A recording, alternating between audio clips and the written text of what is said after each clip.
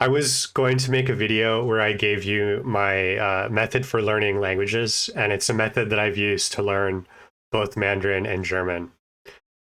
However, I think I was wrong, and I want to talk about specifically what I was wrong about and how I'm going to be learning Korean. So on this channel, I'm going to be learning Korean, and after a very long hiatus where I haven't been working on Mandarin at all, I'm going to start working on that again. All of my Mandarin videos will be in Mandarin so that you can see about what my level is, and hopefully you'll see the improvement. But let me talk about how I was wrong. The long and short of it is that I had this whole idea. I was going to make this video. I was going to make this channel. I was going to make this video. I was going to tell you to buy a textbook like this. And I had this whole method where you take these dialogues. These textbooks, the dialogue is the core of these chapters. Like this chapter, lesson 1, has 2 dialogues in it. And honestly, I prefer the textbook to have just one larger dialogue that contains all of the elements. But so you'll have the dialogue, and then you'll have this kind of thing. And to give you a really brief summary of the way I used to do this, I would take, basically I would memorize the dialogue. That was my one weird trick, was just to memorize all the dialogues. And once you memorize the dialogue, you had these model sentences in your head. And I still think this is a much superior way to learn a language compared to something like Duolingo, or back in the day Rosetta Stone, and then using some kind of flashcards to drill the vocab. Because generally speaking, when you memorize an entire sentence, you get a lot more than trying to memorize word by word. So for example, the Korean sentence, if you want to say I am American, you say 저는 미국 사람이에요. And then 미국 is America. 사람 is person. 이에요 is the verb for to be. 저 is the polite I, and then nun is the particle that you use for topic comment sentences. And rather than having 6 different Anki flashcards for those elements, you just memorize the sentence. And then anytime you need one of those words, you have that sentence primed in your brain. 저는 미국 사람이에요. And it might take you a few seconds to recall the sentence and pull that word out and get it for what you need to use it for. But it worked pretty well for me. And generally after I memorized, and how did I memorize the dialogue? Basically I wrote it a lot. So I would just write this stuff down over and over and over. I would read it out loud over and over and over. I would listen to the audio over and over and over and then when I was driving in the car, I would try to say it from memory. And once I memorized the dialogue, what I did is I would start asking myself questions. So I would say my name is Michael. So I would say Michael는 한국 사람이에요. And then I would say 아니, 저는 미국 사람이에요. 한국 사람이 아니에요. I would just do that over and over and over. And eventually it became very easy to recall these sentences. And I did this with Chinese, I did this with German, and it worked really well for me. But why am I wrong? Well, let me just give you the answer before I go into the longer story. But the answer is that the main thing for language learning is input, is getting as much input as you can. And I even had this whole thing planned out for this video where I would say, look, the ideal way to learn a language would be to go to that country and immerse yourself 100%, to do everything in the target language, and to avoid speaking any other language, your native language. Or if you say you're a native German speaker, don't speak German, don't speak English. Because we know, if you're if your native language isn't English and you're trying to learn like an Asian language, English is still going to be an issue. You're going to speak that better than the target language, and people are going to come up and speak to you in English because you look foreign. And that, that happens in China all the time. But basically, like I was gonna give that whole spiel about how that's that's like the ideal thing you could do, but it's not realistic. I was gonna end with, look, that would be ideal, but it's not realistic. First of all, you're never gonna get real total immersion. Second of all, if you can't go to the country, it's a totally uphill battle. And doing this textbook thing that I talk about is going to get you to a conversational level faster. That was kind of my sell, was that, and it worked. It did work for me. I became conversational in Chinese and German in just under 2 years. And then I went to Germany, I went to China. I landed, when I got off the plane, I could speak the language. I didn't need to use English at all. And that gave me the kind of the superpower of not needing to speak English, and therefore my immersive environment was really solid because I didn't have to, I never had to resort to speaking English to get by. I could use the language, even if it wasn't great at the point when I got there, I could still use it. However, I've been watching this guy on YouTube, his YouTube channel. I'll link it in the video description. He's got a big one with like hundreds of thousands of subs where he speaks only Korean. And then he's got another one where it's called I Speak Korean Pretty Well podcast, which barely anyone is watching, where he talks in English about this method. And the method is basically, going back to tell some more story here, because I'm not completely changing my philosophy because some guy on YouTube said something.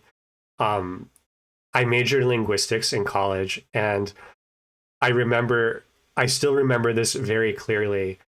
My thesis, my senior thesis in linguistics was on lexical interference. So lexical interference is talking about, lexical means writing, and interference, that's pretty self-evident, but meaning that you're the writing system interfering in some way with your acquisition of the language. And my thesis was on pinyin interfering with a second language learner's acquisition of Mandarin. And I chose this topic because I had noticed in my, at that point, 2 or so years of learning Mandarin, that my classmates had certain types of pronunciation issues that had persisted ever. Like, almost every student would have a certain type of mispronunciation, and those issues would persist up and through the 3rd, 4th year, or like 3rd, 4th semester of language acquisition. And my only explanation for it was that the spelling in pinyin was affecting their pronunciation. So to give you an example of this, the Mandarin word, I'll write it down. Okay, my pen is out of ink. Hold on. I've got a lot of pens on my desk.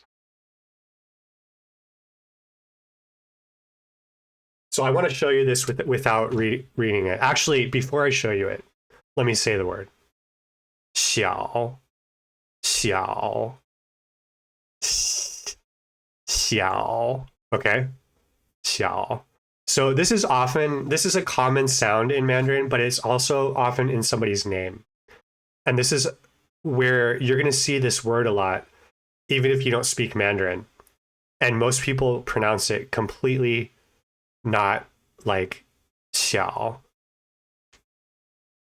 Oh, it's backward. Shit, hold on. Is there a way to... Oh, God damn it, dude. Well, I don't know why it's mirrored like that. Is there... Okay, well, I'll write it backward. I'm sorry. I didn't realize my camera was mirrored. Okay. So I wrote it backward. So this, how do you usually pronounce this if you don't speak Mandarin? People will say Xiao, Xiao, Xiao. Like if your name is Xiao Wang, they'll say Xiao Wang, Xiao Wang. Now, if I just tell you the word Xiao, my name is Xiao Wang, you're not going to say, oh, hi, Xiao Wang. However, if you've seen my name written down already with the X in it, then you might call me Xiao Wang. That's lexical interference.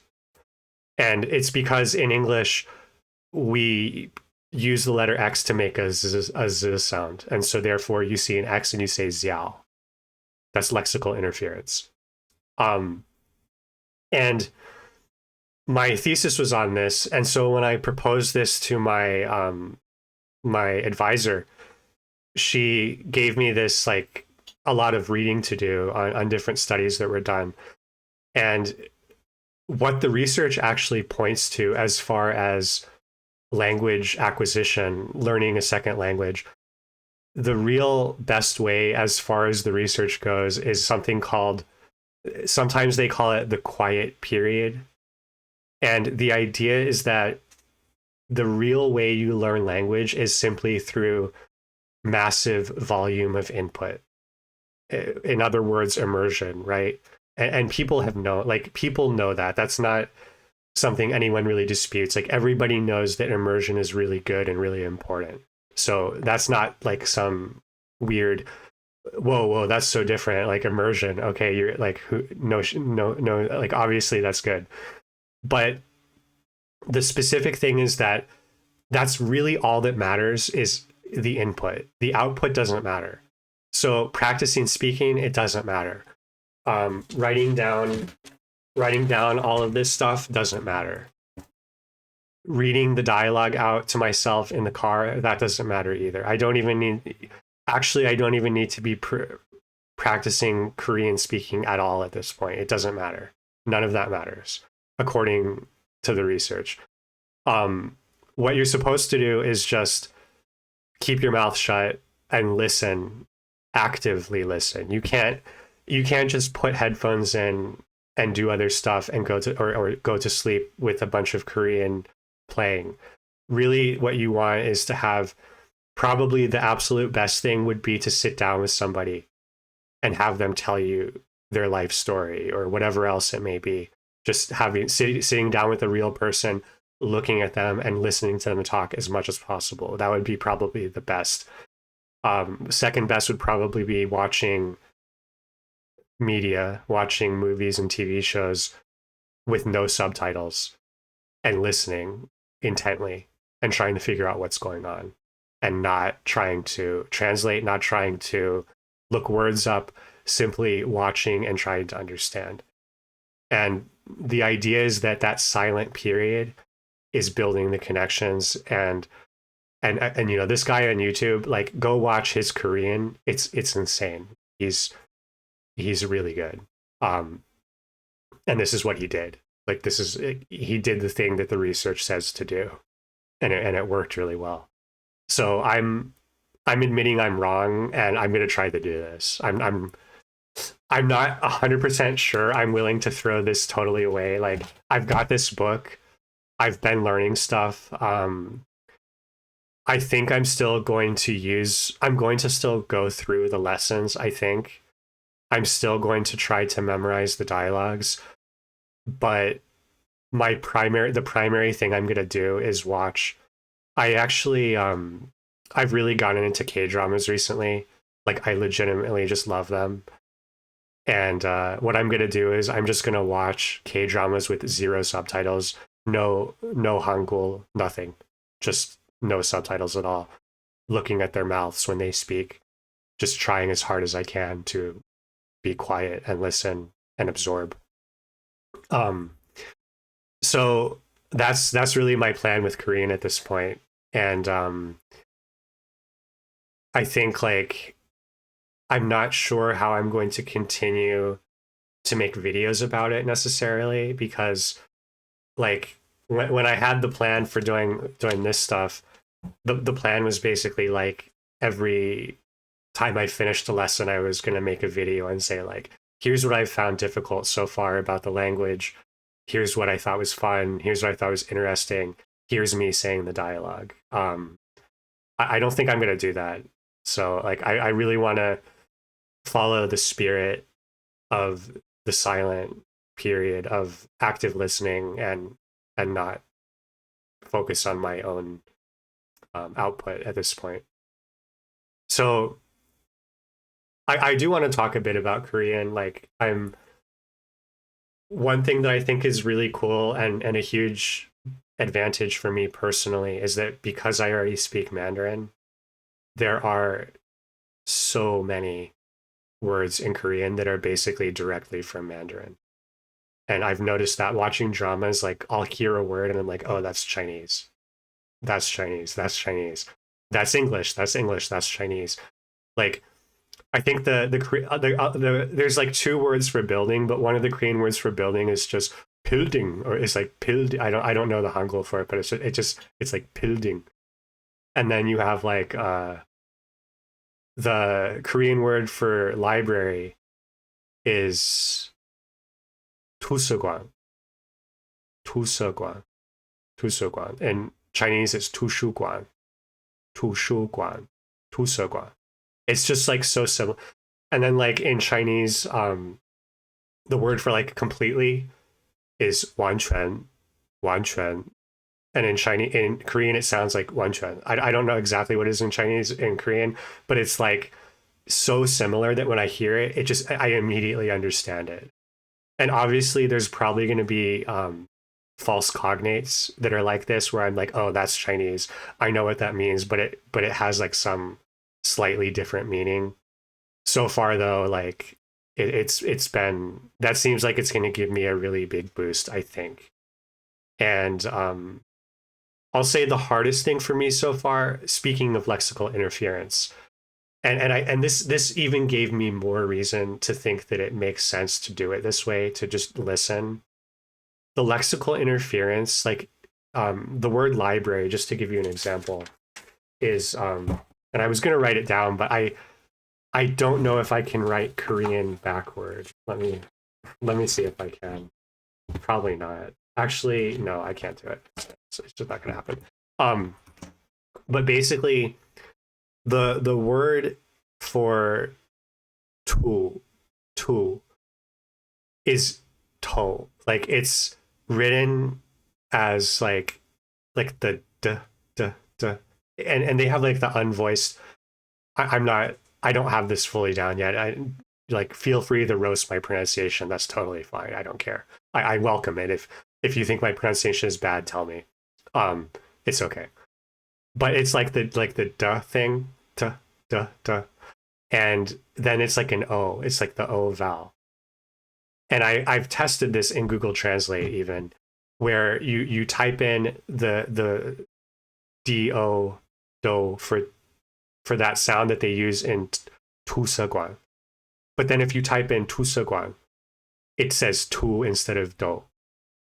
So it's like it becomes tu instead of do just in that word.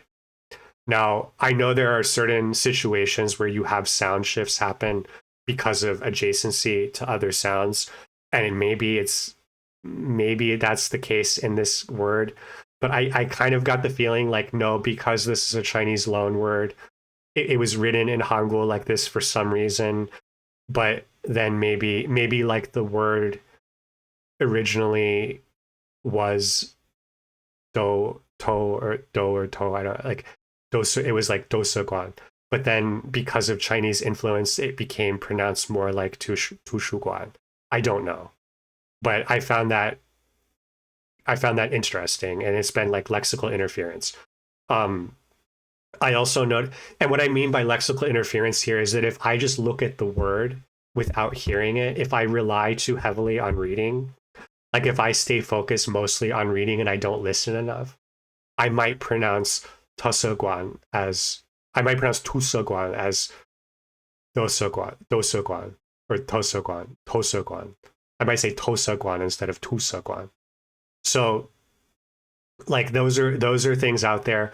I've noticed also a lot of words, like if you were simply to read, like like in pinyin, in Chinese pinyin, I talked about lexical interference, but generally speaking, you can read the pinyin exactly as it is, and you'll be right. They don't usually have weird exceptions. But in Korean, it feels like a lot of words, if you just read it like sound by sound, and then you listen to how people actually say it, there's often a pretty big difference. And I think a big advantage of this silent period approach is that I will have this like banking, this library of sounds in my head. And then when I see the written form much late, when I move on to the reading period, that's like the two phases in this kind of, when you do it this way, you have like the listening period and then the reading period. Those are the two stages. Um, when I move into that reading stage, I will just look at the Kongol and be like, oh, I know that's that word. That's that word that I've heard 10,000 times. And I know what exactly what it sounds like, rather than seeing the word and trying to sound out a word that I've never actually heard, if that makes sense. Um, so yeah, that's my plan. That's my admission that I was wrong, and it's my first video. So if you're interested in this kind of stuff, just like please subscribe and leave a comment. I'm not intending to really chase the algorithm on this channel. I'm mostly doing this for my own benefit. But with that said, like if literally no one is watching this, it's going to be hard to make it's going to be hard to motivate myself to make the videos. So you know, I'm I'm not going to do product placement. I'm not going to do white guy shocks people ordering Chinese food. I'm not going to do any of that shit.